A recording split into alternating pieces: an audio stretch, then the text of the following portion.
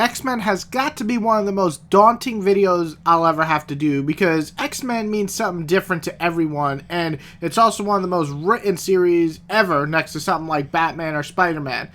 There's so many writers who have left their mark that it's hard to find everyone to agree on one area to begin X-Men. And it has been a while since I did these videos, so just a reminder, I'll be doing runs, which are basically more than 6 or 12 issues, and then I'll also do standalones, which are usually more like single stories that wrap up within 5 to 12 issues.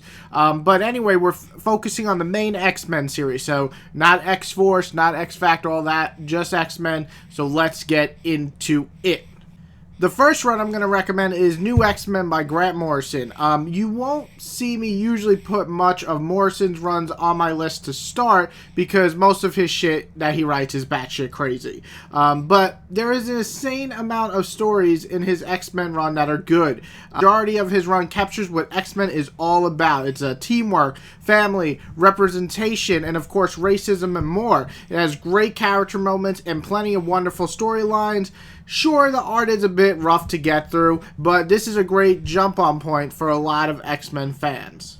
Astonishing X-Men by Joss Whedon. This is basically the flip side to New X-Men. While New X-Men is grand with these big ideas and some weird and darker takes, Astonishing is all about the school, Xavier's school of gifted children and the students, and it's all about your favorite characters, maybe not even the bigger name characters, sometimes they focus on the smaller ones, all working together while also giving everyone time to kind of shine and grow. Joss Whedon gives plenty of great character moments on top of great art to make Astonishing one of the most accessible series to get into and become an X-Men fan.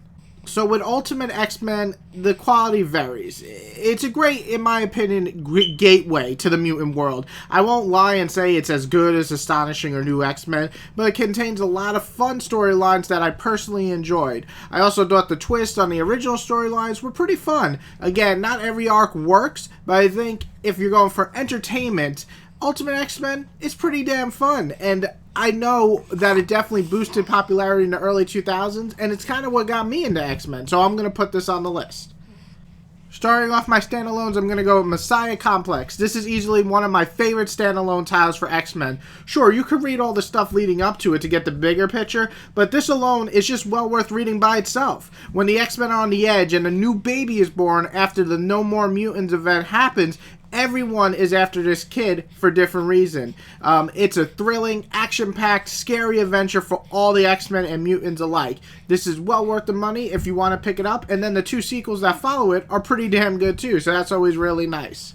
Days of Future Past. A lot of people are probably going to be shocked up until this point that I didn't put Claremont for his very, very long X-Men run, but that's because I think the biggest stories that he's done, things like this, or Phoenix Saga, God Loves, Men Kills, these are the ones that people remember the most. And while I do suggest checking out the first 2, It's Days of Future Past is probably the one that most people all around the world have read the most.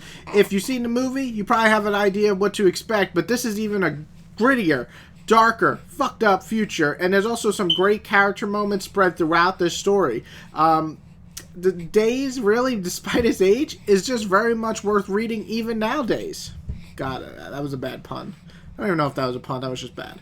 Listen, the big thing is I could list 100 X-Men stories to grab, but these are the ones that I think you could really just pick up and enjoy. I can create another video just featuring things like where to start comics featuring mutants, and that will cover things like X-Force, X-Factor, and so much more. And if you want something like that, I would gladly do it. These titles I listed are, to me, great starting points, and I'd recommend them for any new readers for the X-Men world. Hope you enjoy it. If you have some others, list them below. And everybody, have a wonderful day.